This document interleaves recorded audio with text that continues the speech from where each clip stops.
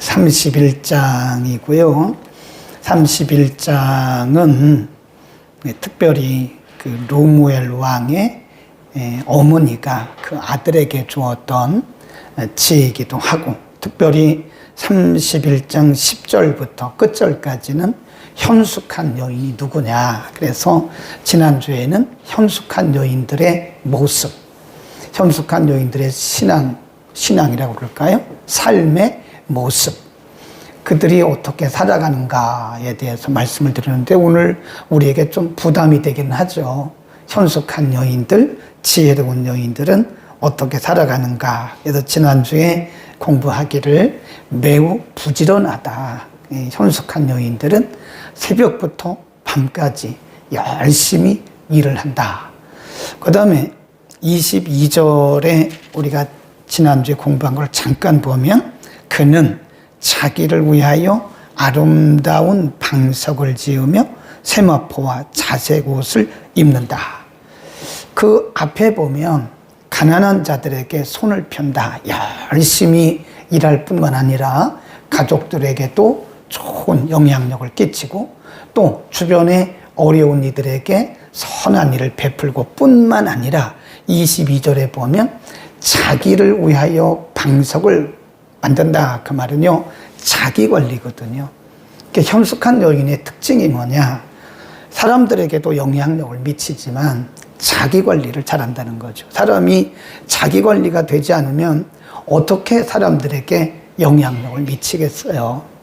그래서 여기서 말씀하고 있는 현숙한 여인이라고 하는 것은 일반적으로 말할 때 여인들을 말하기도 하지만 모든 믿는 자들을 의미한다. 여인이라고 하는 한 여인을 고유명사화해서 이 여인을 통해서 우리가 어떻게 지혜롭게 살아가야 되는가를 가르친다. 오늘 본문에 보면, 그러면 이런 현숙한 여인은 이 땅에 있는 동안에 어떤 가치가 있느냐, 이 굉장히 중요하죠.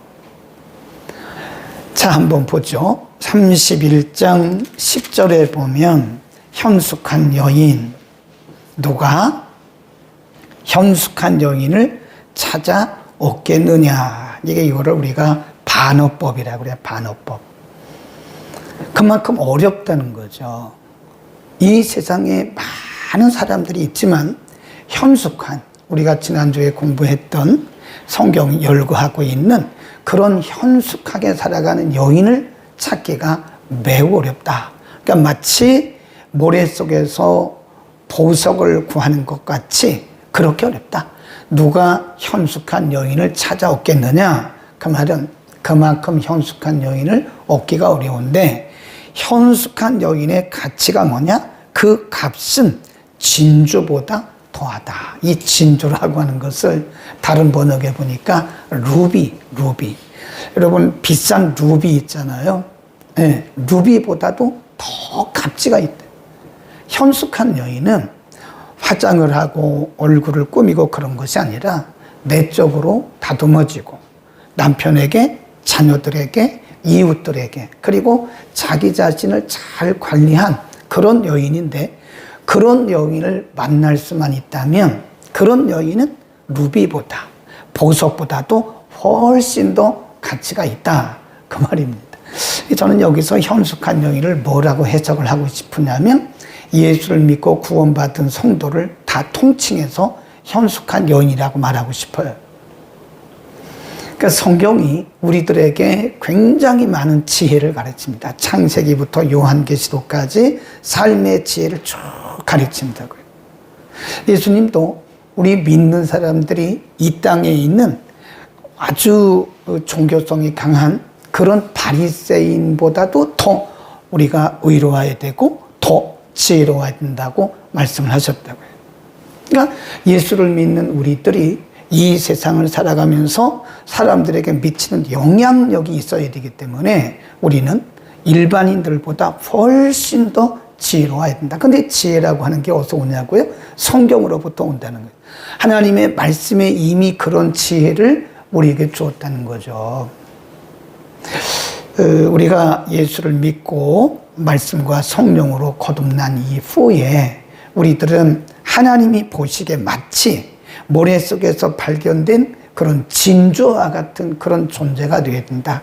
우리는 이 땅에 있는 동안에 영향력을 미치는, 그러니까 우리 예수 믿는 사람들이 가치가 있다는 것이 뭐냐면 영향력을 의미하는 거거든요. 마태복음 5장에 보면 예수님께서 제자들에게 제자 도를 말씀하면서 너희는 세상의 소금이다. 그리고 세상의 빛이다. 그랬어요. 근데 우리말 성경에는 세상의 소금, 세상의 빛 그랬는데 그 세상은 다른 번역에 보면 땅입니다. 땅. 너희는 땅의 소금이다. 땅.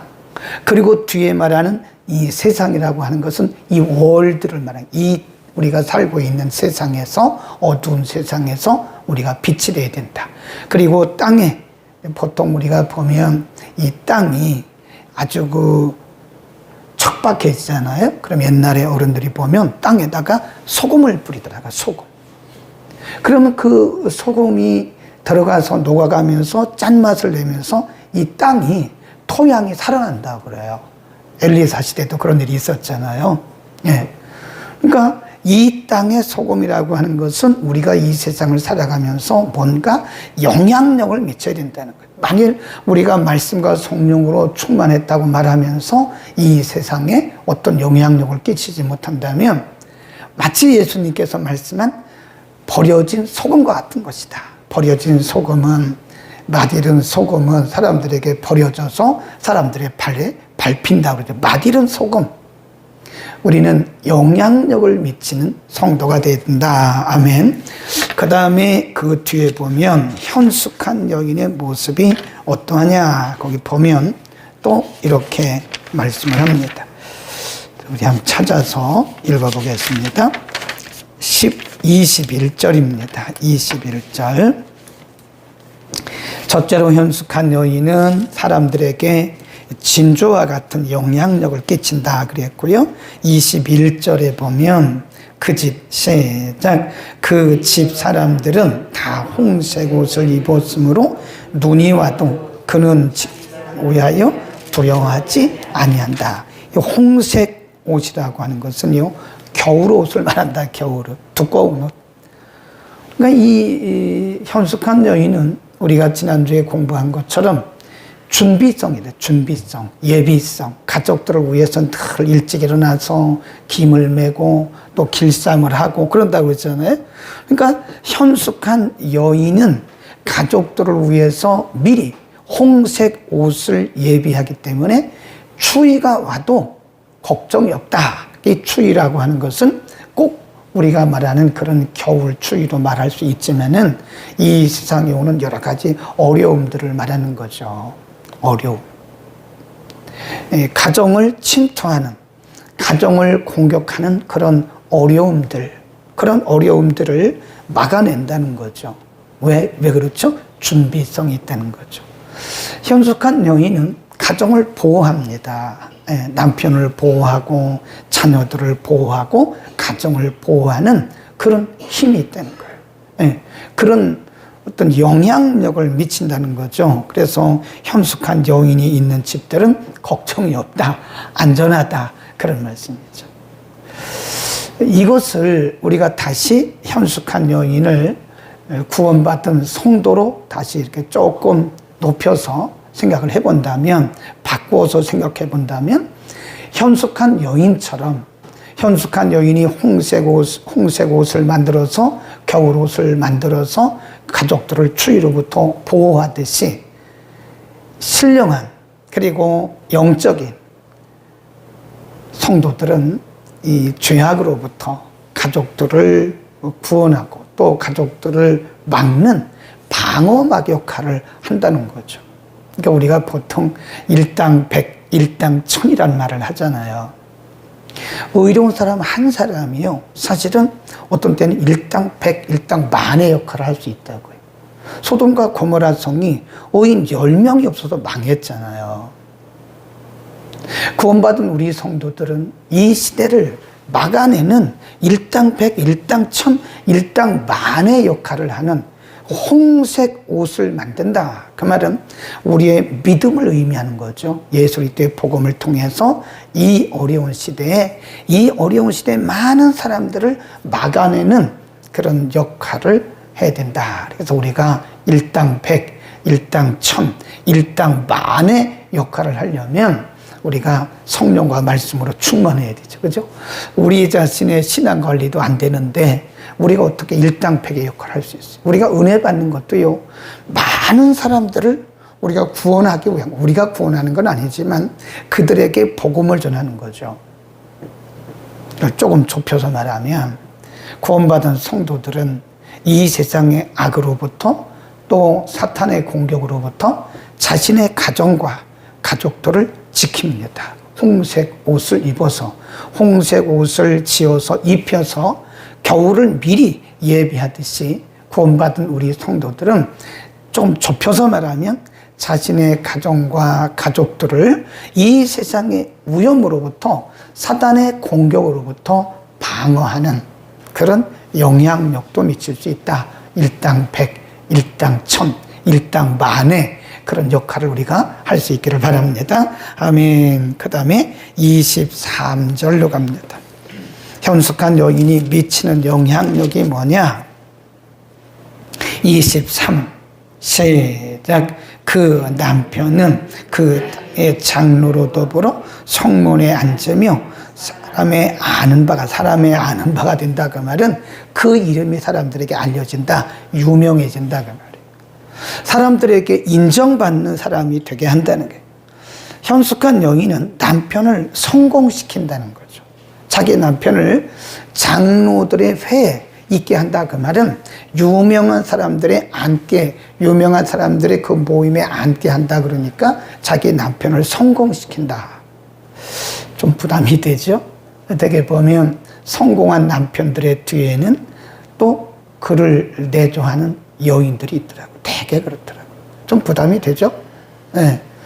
되게 그렇습니다. 성공한 남편들의 뒤에 보면 꼭 그런 건 아니지만 대체로 보면 성공한 남편들의 뒤에 보면 항상 그를 내조하는 아내들이 있다는 사실을 우리가 볼 수 있어요.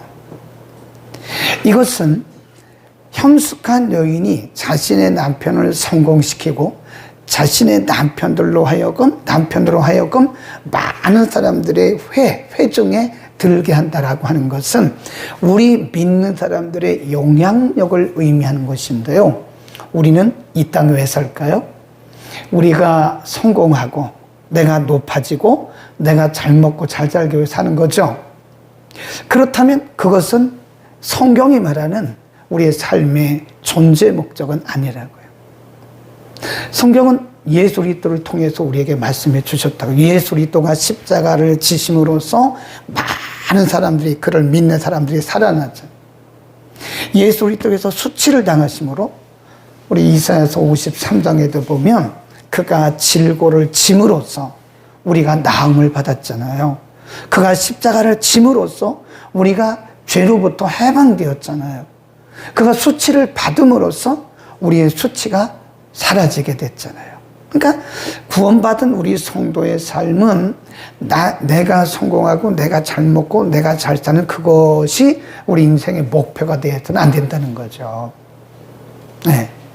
현숙한 여인이 자기 남편을 성공시키고 자기 남편을 유명한 사람들의 회에 인정받는 사람이 되게 하는 것처럼 구원받은 우리들의 삶의 목적은 내가 죽고 남을 살리는 거예요. 아멘. 쉽지 않습니다. 오늘같이 경쟁의 시대에 살아가는 우리들은요, 내가 누군가를 밟아야 내가 올라가는 거 아닙니까? 그건 성경적인 원리가 아니라는 거죠. 내가 죽고 다른 사람들을 높여주는, 내가 죽고 다른 사람들을 성공시켜주는, 참 어려워요. 이게 우리가 예수 그리스도의 성품을 담고 예수 그리스도를 닮은 작은 예수로 살아간다고 하는 것은 쉽지가 않습니다. 우리가 얼마나 이기적이에요. 그렇잖아요. 굉장히 이기적이잖아요, 우리가. 우리의 기도의 목적도 보면 내가 잘 먹고 내가 잘 살고 우리 가정이 잘하고 우리 교회가 잘하려고 하는 거지, 사실은 우리가 죽어서 남을 잘되게 하려고 하는 그런 기도를 하는 사람은 그렇게 많지 않다고요. 저도 거기에 아마 속하기 힘들 것 같아요. 그러나 성경이 우리에게 말씀하고 있는 것은 내가 죽어 다른 사람들을 살리는 거라고요. 네. 그래서 우리가 이제 그런 얘기를 하잖아요. 디딤돌. 나를 밟고 올라가라. 디딤돌. 방해하는 방해돌이 아니라, 거침돌이 아니라 우리는 디딤돌 역할을 해야 된다는 거죠. 다른 사람의 인생을 가로막고, 다른 잘하고 있는 사람들을 그냥 가로막고 상처를 주고, 그래서 어떤 방해하는 거침돌이 아니라 우리는 디딤돌이 돼야 돼. 내가 죽어 누군가가 산다면 나는 기꺼이 죽어야 된다는 거죠. 지금 현숙한 여인이 자기가 그렇게 헌신하고 희생함으로써 남편을 성공시키듯이, 우리 구원받은 우리들은 내가 죽고 내가 희생함으로써 다른 사람들을 살리고 다른 사람들을 치유하는 일에 우리가 쓰임받는다면 얼마나 귀한 일입니까? 쉽지는 않죠, 사실은. 굉장히 어려운 일입니다. 네, 굉장히 어려운 일. 그러나 우리 예수님께서 그렇게 사셨고 우리들에게도 그런 삶을 가르쳐 주셨기 때문에, 그러니까 한 단계 한 단계 우리가 어떻게 해야 되는 거예요? 훈련. 믿음이라고 하는 것은 훈련입니다. 하루아침에 우리가 뭐 성경 보고 깨달았다고 그래서 우리의 믿음이 자라는 것은 아니에요. 믿음은 자랄 수는 있지만 그것이 우리의 성품화하기까지는, 그것이 우리의 인성으로, 우리의 성품으로 바뀌기까지는 상당한 시간이 걸립니다. 그렇죠? 우리가 성경 읽었다고 해서 우리의 성품이 바뀌는 거 아니잖아요. 금방 바뀌는 건 아니에요. 우리가 어떤 은사를 받았다고 해서 우리의 성품이 금방 바뀌는 건 아니에요. 점진적으로 깨닫게 하시고 점진적으로 점점 바뀌어져 가는 거예요. 우린 그걸 뭐라 그러냐? 점진적 성화라고 합니다. 우리가 한 번에 성화되는 사람은 없을 거예요. 네. 우리가 어디 가서 3박 4일 금식한다고 해서 우리의 성품이 변화되는 것도 아닙니다. 조금의 영향력은 있을 수 있지만 3박 4일 가서 금식하고 어디 세미나 갔다고 해서 우리의 성품이 그렇게 바뀌는 게 아니라고요. 처절한 자신과의 싸움, 처절한 세상과의 싸움 속에서 한 단계 한 단계 조금씩 예수님이 하신 것처럼 한다. 우리가 죽고 이웃을 성공시킵시다. 우리가 죽고 다른 사람을 치유하자. 그 사람이 그렇게 말함으로써 그 사람이 치유받는다면 그냥 받아주세요. 뭐 그냥 변명하고 막 그러지 말고. 아멘. 그 다음 쭉 내려갑니다. 28절로 갑니다. 28절. 그 자식들은 일어나 살해하며 그 남편은 칭찬하기를 독행이 있는 여자가 많으나 그대는 여러 여자보다 뛰어난다. 그러니까 지금 이 현숙한 여자는요, 자녀들에게도 존경을 받아요. 남편에게도 칭찬을 들어요. 네. 그러니까 외적으로 영향력을 미치기도 하지만, 네, 외적으로 다른 사람들에게 영향력을 미치기도 하지만, 현숙한 여인은 가정 안에서 자녀들에게도 존경을 받고 남편에게도 인정을 받는다는 거예요. 이 중요하죠. 근데 우리가 기도는 참 많이 하는데 집에 가면 자녀들에게 인정받지 못해요. 자녀들에게 존경받지 못해요. 그런다면 좀 생각을 해야 되죠. 우리가 기도는 열심히 하는데 남편이나 아내에게 인정받지 못해요. 그럼 생각을 해야 돼요. 옛날에 제가 교육전도사 때 고3짜리 학생이 하나 있었어요. 제가 그때 두 번째로 섬겼던 그 교회에서 청년부하고 중고등부 맡아서 담당했었는데, 고3짜리 학생이 교회 바로 옆에 이제 집이 있었어요. 근데 이 친구가 참 착해요. 학교 갈 때 바로 옆에 붙었으니까 학교 갈 때 들려서 기도하고 가고, 또 집에 올 때 교회 들려서 기도하고, 그래 집에 가고 그래요. 근데 하루는 이 아이가 토요일 날인데 막 울면서 집에를 안 가는 거예요. 그래서 왜 그러니? 그랬더니 전도사님 집에 가고 싶지 않습니다. 그래. 오늘은 정말 교회에서 그냥 자고 싶습니다. 집에 가고 싶지가 않습니다. 너 고3인데 부모님이 걱정하지 않겠어? 근데 그때 이 학생의 아버지가 천호동 저쪽에 무슨 교회, 큰 교회 장로님이었고요. 그 엄마는 권사님이었어요. 근데 이 아이가 참 가슴 아픈 얘기를 하더라고요. 목사님, 저는 집에 가면 우리 아버지, 어머니의 두 모습을 보아서 그게 너무 괴롭습니다. 전도사님, 저는 우리 집에서 아버지의 이중적인 모습과 엄마의 그 두 모습을 보면서 너무너무 괴로워서 제가 집에 가고 싶지 않을 때가 한두 번이 아닙니다. 그럼 무슨 소리니? 내가 알기로 너희 아버지는 장로님으로서 교회에서 기도 많이 하고 사람들에게 인정받는 장로님 아니야? 그리고 너희 어머니는 그 교회에서 여전도 회장으로서 여전도 회원들이 그렇게 많이 섬기고 그래서 여전도 회원들에게 존경받는 어머니 아니야? 권사님 아니야? 맞아요, 전도사님. 그런데 집에 오면 달라요. 집에 오면 달라요. 집에 오면 그 아버지의 얼굴이 교회 얼굴과는 완전히 달라지고 엄마의 음성의 톤이, 그 엄마의 말소리가 교회에서는 고분고분하고 아주 천사와 같은데 집에만 오면 그때부터 톤이 올라간다. 애들한테도 막 하고. 그래서 이중적인 이런 모습을 보면서 전도사님, 저는 정말 집에 가고 싶지가 않습니다. 그래요. 그래서 타일렀어요. 야, 사람이 다 그래. 다 뭐 어떻게 똑같을 수가 있니? 너도 나중에 어른이 되어보면 알 거야. 그렇게 제가 타이르긴 했지만 사실 이건 뭔가 언밸런스라고요. 현숙한 여인은 집에 가면 자녀들에게 존경을 받고 남편에게 칭찬을 받고 말하면, 이 믿음이 있는 남편은 가정에 가면 자녀들에게 존경을 받고 아내에게 칭찬을 들어야 된대.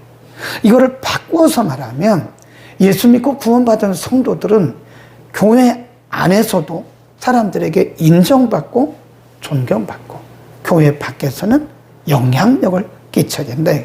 교회 안과 교회 밖에서 우리 이중적인 삶을 살면 안 됩니다. 어떤 사람들은 부담이 되는 문제죠.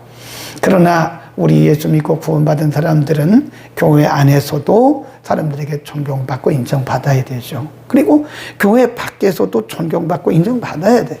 우리가 교회 안에서는 존경받고 인정받고 칭찬받는데 교회 밖에서는 그렇지 않다고 사람들이 평가를 한다면 우리는 뭔가 지금 언밸런스, 불균형, 균형이 없는 그런 신앙생활을 한 게 아닌가. 뭐 우리가 다 완벽할 밖에서, 가정 안과 가정 밖에서 우리가 균형이 있는 삶, 완전히 100% 균형을 이룰 수는 없다 할지라도 어느 정도 균형은 이루어야 되지 않겠습니까? 아까 말했던 고3짜리 그 여학생처럼 그렇다면 이건 우리가 생각할 문제가 있는 거다 하는 겁니다. 자, 마지막 하나만 더 하고 마칩니다. 쭉 내려가시고요. 31절입니다. 31절. 31장 31절 끝에 시작. 그 손의 열매가 그에게로 돌아갈 것이요 그 행한 일을 인하여 성문에서 칭찬을 받으리라. 열매가, 그 손의 열매가 그에게로 돌아갈 것이고 그 행한 일을 인하여 성문에서 칭찬을 받는다. 그 말은 보상과 영예가 따른다는 거죠. 사실 뭐 현숙한 여인들이 보상받고 사람들에게 칭찬받고 그렇게 사는 건 아니잖아요. 그러나 그렇게 현숙하게 살다 보면 그의 행한 일로 인해서 그가 보상을 받을 것이고 많은 사람들에게 칭찬을 받게 될 것이다. 저는 그렇게 생각합니다. 우리 예수 믿는 사람들이요, 사람들에게도 칭찬받아야 돼요. 로마서에 보면 그런 말씀이 있어요. 주의 백성들은 하나님께도 칭찬 들어야 되고 사람에게도 칭찬 들어야 된다. 사람들에게 막 욕을 먹으면서 내가 지금 핍박받고 있다고, 그 핍박이 아니거든요. 내가 잘못해서 욕먹고 있는 건데 그게 왜 핍박입니까? 어떤 때 우리가 착각할 때가 있다고요. 사람들이 나를 핍박한다고. 그거는요, 복음 전하다가 사람들이 우리를 그렇게 할 때 복음으로 인한, 하나님을 섬기는 믿음으로 인한 그런 것이 있다면 그 핍박할 수 있으나, 내가 잘못해서 받는 것은 그것은 내 잘못이지 그 핍박이 아니에요. 그건 박해가 아닙니다. 네. 하나님을 잘 섬기는 사람들은 하나님에게도 칭찬 듣고 사람에게도 칭찬 듣습니다. 아멘. 좀 어렵죠? 여기까지 해서 이제 잠언 31장을 모두 끝냈고요. 다음 시간부터는 우리가 복음서를 좀 공부하겠습니다. 그래서 복음이 무엇인가, 가장 긴 복음, 마태복음을 다음부터 공부하겠습니다. 기도합니다. 걸어가신